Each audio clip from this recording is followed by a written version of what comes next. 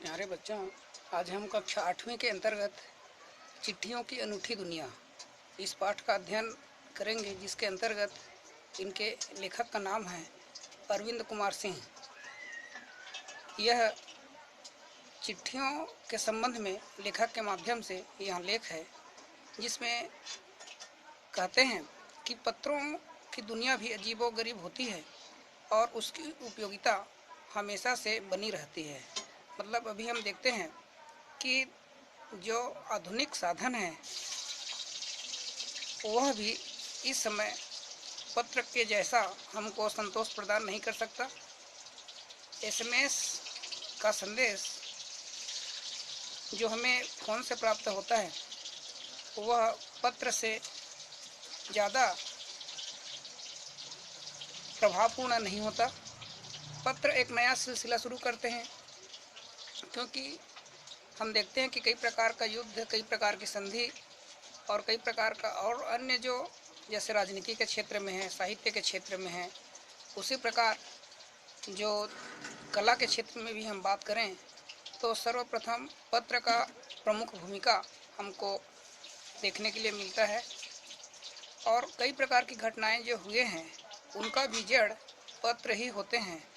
दुनिया का तमाम साहित्य पत्रों पर केंद्रित हैं और मानव सभ्यता के विकास में इन पत्रों ने अनूठी भूमिका निभाई है। एक विशेष भूमिका जिनके माध्यम से हमको मानव सभ्यता का विकास, मानव सभ्यता का इतिहास और साहित्य के संबंध में हमको ज्ञान प्राप्त होता है। पत्रों का अभाव सब एक जगह, अलग अलग जगह में उनका भाव अलग अलग होता है और भले ही उनका नाम अलग अलग हो। जैसे पत्र को उर्दू में हम खत के नाम से जानते हैं, ठीक उसी प्रकार से यदि हम बात करें तो संस्कृत में इसको हम पत्र कहते हैं और कन्नड़ में कागज कहते हैं। तेलुगु में उत्तरम, जाबू और लेख के नाम से भी पत्र को जाना जाता है। ठीक उसी प्रकार से तमिल में पत्र को कड़ित के नाम से हम जानते हैं। और हम देखते हैं कि पत्र को जो भी पढ़ते हैं वह उन पत्रों को पढ़ते समय अपनी यादों को विशेष प्रकार के संजो करके रखते हैं, जो कि हमारे ज्ञानवर्धन में महत्वपूर्ण भूमिका अदा करती है। और किसी को भी संदेह नहीं होना चाहिए कि पत्र के माध्यम से उनको प्रभावपूर्ण छाप मिलता है और हर एक की अपनी पत्र लेखन कला होती है। इस संसार में कई ऐसे महान विद्वान लोग हुए जिनका लिखने का तरीका, लिखने की शैली सब अलग अलग हुए हैं और पत्रों का भी अपना एक दायरा होता है। यदि हम देखें तो दुनिया भर में रोज करोड़ों पत्र एक दूसरे को तलाशते तमाम जो ठिकाना है, तमाम जो जगह है वहाँ पर पहुँचते हैं। और पत्र के माध्यम से ही हम देखते हैं कि भारत में ही रोज कम से कम 4.5 करोड़ चिट्ठियाँ 4.5 करोड़ चिट्ठियाँ डाक में डाली जाती है। चाहे वह पहुँचने का माध्यम रेलगाड़ी हो, बस हो कि हरकारा हो, लेकिन अलग अलग माध्यम से हमको उनके गंतव्य तक पहुँचने में मदद होते हैं, जो साबित करती है कि पत्र मानव के जीवन में, उनके विकास में, उन्नति में कितनी अहमियत रखते हैं। पंडित जवाहरलाल नेहरू जी ने सन 1953 में यह एकदम सत्य कथन अपने लेख में लिखे थे और कहे थे कि हजारों सालों तक संचार का साधन केवल हरकारे या फिर तेज घोड़े रहे हैं, क्योंकि हजारों साल पहले जब हम देखते हैं कि मोबाइल या अन्य साधन, जो टीवी संचार का जो साधन है, ये नहीं होने के वजह से उस समय हरकारे ही इस पत्र के माध्यम से हमको संदेश भेजते थे। उसके बाद फिर पहिए का विकास हुआ, पहिए का आना हुआ, पर रेलवे और तार से भारी बदलाव आया है। वर्तमान समय में हम देखते हैं कि तार से भी हमको अनेक परिवर्तन देखने के लिए मिला है। तार ने रेलों से भी तेज गति से संवाद पहुंचाने का सिलसिला शुरू कर दिया है, जो कि हमारे लिए बहुत ही महत्वपूर्ण है। ठीक इसी प्रकार अब हम देखते हैं कि टेलीफोन, वायरलेस और आगे रेडार जो है दुनिया को बदल दिया है, दुनिया को बहुत ज़्यादा उसमें परिवर्तन कर दिया है और लोगों को आज हर एक चीज़ की जानकारी संचार के माध्यम से तत्काल प्राप्त हो जाते हैं। इसी प्रकार हम देखते हैं कि पिछली शताब्दी में पत्र लेखन के एक कला का रूप क्या होना चाहिए, तो हमको पता चलता है कि जो डाक विभाग है वह डाक विभाग के सुधार के साथ पत्रों को सही दिशा देने के लिए विशेष प्रयास किए गए। कई प्रकार के अलग अलग कार्य किए गए, जिसमें पत्र संस्कृति विकसित करने के लिए हमको महत्वपूर्ण भूमिका अदा करती है।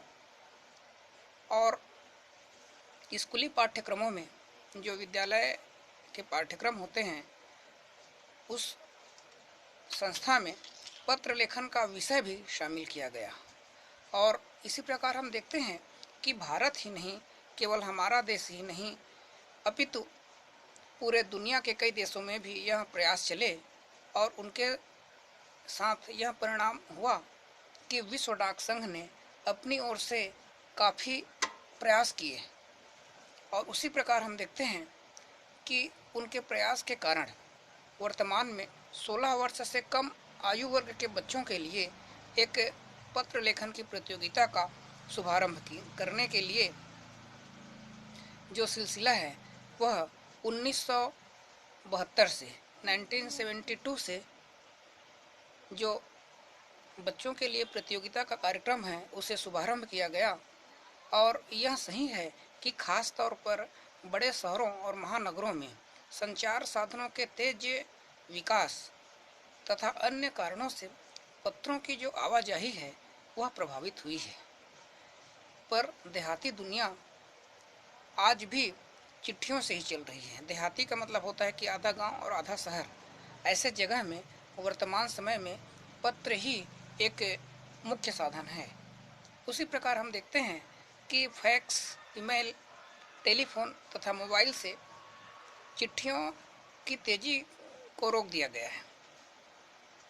पर व्यवहारिक जो डाक होता है, जो व्यापार करने के लिए जो डाक होता है, उनकी संख्या लगातार बढ़ रही है। मतलब ऐसे पत्र जिसमें व्यापार करने के लिए प्लानिंग बनाया जाता है, व्यापार करने के लिए जो कच्चे माल है उनकी उपयोगिता, उनकी विशेषता और यातायात के साधनों की सुविधा इत्यादि के संबंध में और बाजार की जो व्यवस्था होती है व्यापार करने हेतु, उन सब का जो संदेश है उनको हम पत्र के माध्यम से ही जानते हैं, जो कि बहुत ही महत्वपूर्ण है। और पत्र इस प्रकार से अहम भूमिका निभाते हैं जिन्हें हमको जानना चाहिए। और इस प्रकार से हम देखते हैं कि पत्र लेखन की कला से ही लगातार लोगों का जो विकसित रूप है वह सामने आया है। इस प्रकार हम देखते हैं कि जहाँ तक पत्रों का सवाल है, तो अगर आप बारीकी से उसकी तह में जाएं, उसकी गहराई में जाएं, तो आपको ऐसा कोई नहीं मिलेगा जिसने कभी किसी को पत्र न लिखा हो और न लिखाया हो। कहने का मतलब यह है कि इस संसार में अधिकांश या सभी व्यक्ति किसी न किसी कारण से पत्र लिखे हैं और पत्र प्राप्त भी किए हैं, या पत्रों का बेसब्री से जिसने इंतज़ार न किया हो, ऐसा हमारे देश में कोई भी नहीं है। हमारे सैनिक तो पत्रों का जिस उत्सुकता से इंतज़ार करते हैं उसकी कोई मिसाल नहीं है। एक दौर था जब लोग पत्रों का महीनों इंतज़ार करते थे, पर अब वह बात नहीं। परिवहन साधनों के विकास ने दूरी बहुत घटा दी है। पहले लोगों के लिए संचार का इकलौता साधन चिट्ठी ही थी, पर आज और भी साधन विकसित हो चुके हैं जो आपके सामने हैं। और हम देखते हैं कि आज देश में ऐसे लोगों की कमी नहीं है जो अपने पुरखों की चिट्ठियों को सहेज और संजोकर विरासत के रूप में रखे हुए हों, या फिर बड़े बड़े लेखक, पत्रकारों, उद्यमी, कवि, प्रशासक, सन्यासी या किसान, इनकी पत्र रचनाएं अपने आप में अनुसंधान का विषय है। अगर आज जैसे संचार साधन होते तो पंडित नेहरू अपनी पुत्री इंदिरा गांधी को फोन करते, पर तब पिता के पत्र पुत्री के नाम नहीं लिखे जाते, जो देश के करोड़ों लोगों को प्रेरणा देते रहे हैं। और पत्रों को तो हम आप सहेज कर रख लेते हैं, पर एसएमएस संदेशों को आप जल्दी ही भूल जाते हैं। ये लेखक का कहना है, जिनका नाम है अरविंद कुमार सिंह जी, और कहते हैं कि कितने संदेशों को आप सहेज कर रख सकते हैं। प्रश्न पूछा है आपसे कि आप कितने प्रश्न को आप रखोगे, कितने एसएमएस को रखोगे। तमाम महान हस्तियों की तो सबसे बड़ी यादगार या धरोहर उनके द्वारा लिखे गए पत्र ही हो सकते हैं। और भारत में इस श्रेणी में राष्ट्रपिता महात्मा गांधी को सबसे आगे रखा जा सकता है, क्योंकि महात्मा गांधी एक ऐसे युग पुरुष के रूप में हमारे सामने प्रस्तुत होते हैं, जो कि विशेष प्रकार के कार्य को करते हुए हमारे देश में अपना जो नाम है वह स्वर्ण अक्षरों में लिखा गए। और हम देखते हैं कि दुनिया के तमाम संग्रहालय जो होते हैं उसमें जानी मानी हस्तियों के पत्रों का अनूठा संकलन होता है। तमाम पत्र देश, काल और समाज को जानने समझने का असली पैमाना है। भारत में आज़ादी के पहले महासंग्राम के दिनों में जो कुछ अंग्रेज अफसरों ने अपने परिवारजनों को पत्र में लिखे, वे आगे चलकर बहुत महत्व की पुस्तक तक बन गए हैं। मतलब हम इतिहास की बात करें तो कुछ अफसर, कुछ अंग्रेज और कुछ ऐसे क्रांतिकारी हुए जिनके द्वारा पत्र लेखन किया गया। उनके द्वारा लिखित पत्र लेखन वर्तमान समय में पुस्तक का रूप ले लिया है, जो कि हमारे लिए बहुत ही महत्वपूर्ण है, जो अमिट है। इस प्रकार से हम कहते हैं कि इन पत्रों ने साबित कर दिया, इन पत्रों ने यह बता दिया कि वह संग्राम कितनी जमीनी मजबूती लिए हुए था। महात्मा गांधी के पास दुनिया भर से तमाम पत्र केवल महात्मा गांधी इंडिया लिखे आते थे, और जहाँ भी रहते थे यहाँ तक वह पहुँच जाते थे। आज़ादी के आंदोलन की कई अन्य दिग्गज हस्तियों के साथ भी ऐसा ही था। तो हम देखते हैं कि गांधी जी के पास देश दुनिया से सबसे बड़ी संख्या में करोड़ों पत्र पहुँचते थे, चाहे उनके अनुयायी हो, चाहे उनके अन्य और लोग हो। वे सभी चाहते थे कि महात्मा गांधी के पास हम मिल करके उनके आशीर्वाद लेकर के उनके बताए रास्ते पर चले। पर हम देखते हैं कि वह किस प्रकार से महात्मा गांधी जो है, हम देखते हैं कि अलग अलग ढंग से लेखक और किसान, सन्यासी सब उनको पत्र लिखते थे। और इसी प्रकार से महात्मा गांधी के पास दुनिया भर में तमाम पत्र, जैसे मैं आपको बताया कि महात्मा गांधी के ही नाम से आते थे। और उसी प्रकार से यदि हम बात करें तो गांधी जी के पास देश दुनिया की बड़ी संख्या में पत्र पहुंचते, और इन पत्रों का जवाब महात्मा गांधी ने, वह जो है जवाब देने के मामले में उनका कोई जोड़ नहीं था। मतलब जो भी पत्र आता तत्काल उनका जवाब दिया जाता था, और अपने हाथों से भी ज़्यादातर वो पत्र का जवाब देते थे। और जब पत्र लिखते लिखते उनका दाहिना हाथ दर्द देने लगता तो वे बाएं हाथ से लिखना शुरू कर देते थे। इस प्रकार से हम महात्मा गांधी की बात करें तो सिर्फ आंदोलन के तमाम नायकों के पत्र गांव-गांव में मिल जाते हैं, और पत्र भेजने वाले लोग उन पत्रों को किसी प्रशस्ति पत्र के समान संभाल कर रखते हैं, अर्थात किसी प्रशस्ति पत्र से कम नहीं समझते।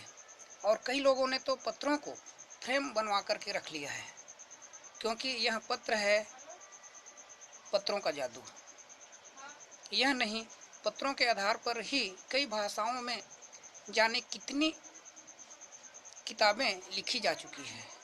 तो इस प्रकार से हम कहते हैं कि वास्तव में पत्र किसी दस्तावेज से कम नहीं है। और पंत के 200 पत्र बच्चन के नाम, पंत मतलब होता है सुमित्रानंदन पंत, जो प्रकृति के सुकुमार कवि के नाम से प्रसिद्ध हैं हिंदी साहित्य में। वह जो है बच्चन अर्थात जो हरिवंश राय बच्चन जी है उनके नाम से पत्र लिखे गए। और निराला जी के पत्र हमको लिखा है कहाँ रूप तथा पत्रों के आईने में दयानंद सरस्वती समेत कई पुस्तकें आपको मिल जाएंगे। कहने का मतलब यह है, निराला का मतलब होता है कि पंडित सूर्यकांत त्रिपाठी निराला, और उसी प्रकार से सरस्वती का मतलब है दयानंद सरस्वती के माध्यम से लिखे गए पत्र हमको आज भी पुस्तकालय में सुरक्षित पढ़ने के लिए मिल सकते हैं। और इस प्रकार से कहा जा सकता है कि प्रेमचंद खास तौर पर नए लेखकों को बहुत प्रेरक जवाब देते थे। प्रेमचंद मुंशी प्रेमचंद के नाम से प्रसिद्ध है, जो कि बहुत ही साहित्यिक और बहुत ही इस समाज की रूढ़िवादी परंपरा के और विकसित करने के लिए हमारे देश को कई अपने पत्र के माध्यम से हमको संदेश दिए हैं, ज्ञान दिए हैं, जिनका पढ़ने से लोगों में साहित्य की भावना के प्रति और संस्कृति के प्रति, कला के प्रति और ग्रामीण क्षेत्र के परिवेश में कैसे लोगों का रहन सहन होता है, समाज के प्रति उनका चरित्र निर्धारण करने के लिए अपने आप में प्रेरणा मिलती है। इसी प्रकार हम देखें तो नेहरू और गांधी के लिखे हुए पत्र, रविंद्रनाथ टैगोर के पत्र भी बहुत ही प्रेरक हैं। महात्मा और कवि के नाम से महात्मा गांधी और रविंद्रनाथ टैगोर के बीच 1915 से 1941 तक, 1915 से 1941 के बीच पत्राचार का संग्रह प्रकाशित हुआ है, जो कि अद्भुत है, देखने लायक है, जिसमें बहुत से नए तथ्यों और उनकी मनोदशा का लेखा जोखा मिलता है। पत्र व्यवहार की परंपरा भारत में बहुत पुरानी है, पर इसका असली विकास आज़ादी के बाद ही हुआ है। और तमाम सरकारी जो विभाग की तुलना करें तो सबसे ज़्यादा गुडविल हमको डाक विभाग में देखने के लिए मिलता है। इस प्रकार से हम बात करें तो इस जो जितने भी प्रकार से हम पत्र लेखन की विशेषता को बता रहे हैं, उसमें इसकी खास वजह यह भी है कि यह लोगों को जोड़ने का काम करता है। पत्र जो है लोगों को जोड़ने का काम करता है और घर घर तक इसकी पहुंच होती है। इसी प्रकार से हम देखें तो पत्र के माध्यम से ही संचार के तमाम उन्नत साधनों के बाद भी चिट्ठी पत्री की हैसियत जो है बरकरार रहती है। शहरी इलाकों में आलीशान हवेलियों या फिर झोपड़पट्टियों में रह रहे लोग, दुर्गम जंगलों से घिरे गांव हों या बर्फबारी के बीच जी रहे पहाड़ी लोग, जो समुद्र तट पर रह रहे मछुआरे हों या फिर रेगिस्तान की ढाड़ियों में रह रहे लोग हों, ये सब आज भी खतों का सबसे अधिक बेसब्री से इंतजार होता है। एक दो नहीं, करोड़ों लोग खतों और अन्य सेवाओं के लिए रोज भारतीय डाकघरों के दरवाजे तक पहुंच जाते हैं। और इस प्रकार से हम देखते हैं कि उनको बहुआयामी भूमिका नजर आती है, क्योंकि पत्र के माध्यम से ही किसी को नौकरी प्राप्त करने का, किसी को शादी समारोह में जाने का, किसी को कार्यालयीन काम के लिए, ऐसे कई समाचार और संदेश जो भी आपको प्राप्त होता है वह सब इसी में मिलता है। इसी प्रकार से हम बात करें तो दूर देहात के जो लाखों गरीब घरों में चूल्हे मनी आर्डर अर्थव्यवस्था से ही जलते हैं, और गांवों या गरीब बस्तियों में चिट्ठी ये मनी आर्डर लेकर पहुंचने वाला डाकिया देवदूत के रूप में देखा जाता है। अर्थात ऐसे देवदूत डाकिया को सत सत नमन, सत सत प्रणाम करते हुए आज के इस पाठ को यहीं पर पूर्ण किया जाता है, जिसके लेखक का नाम आपको हम बता दिए थे कि अरविंद कुमार सिंह जी। तो अंत में आप सभी के लिए जो गृह कार्य के लिए जो प्रश्न देना है ये हम आपको बता रहे हैं, जो कि आप पढ़े हैं ध्यानपूर्वक तो आपको लिखने में आसानी होगी। तो इसमें हम दो प्रश्न दिए हैं। सर्वप्रथम 1 नंबर का प्रश्न का आप पहले लिखेंगे, जिसमें प्रश्न क्रमांक 1 है, पत्र जैसा संतोष फोन या SMS क्यों नहीं दे सकते। पुनरावृत्ति किया जा रहा है प्रश्न को। प्रश्न क्रमांक 1, पत्र जैसा संतोष फोन या एसएमएस क्यों नहीं दे सकते? प्रश्न क्रमांक 2, डाक व्यवस्था में क्या क्या सुधार हुए हैं? डाक व्यवस्था में क्या क्या सुधार हुए हैं? इसी प्रकार से एक बार पुनः दोनों गृह कार्य के प्रश्न को रिपीट किया जा रहा है आप लोगों के लिए लिखने के लिए। पत्र जैसा संतोष फोन या एसएमएस क्यों नहीं दे सकते? प्रश्न क्रमांक 2, डाक व्यवस्था में क्या क्या सुधार हुए हैं? प्रश्नवाचक चिन्ह। यह जो है आपका प्रश्न क्रमांक 2 बताया गया। तो आज के लिए बस इतना ही, और यह पाठ इस प्रकार से पूर्ण होता है। आगे हम नए पाठ के साथ आपके बीच में होंगे। तब तक के लिए आप सभी को बहुत बहुत धन्यवाद।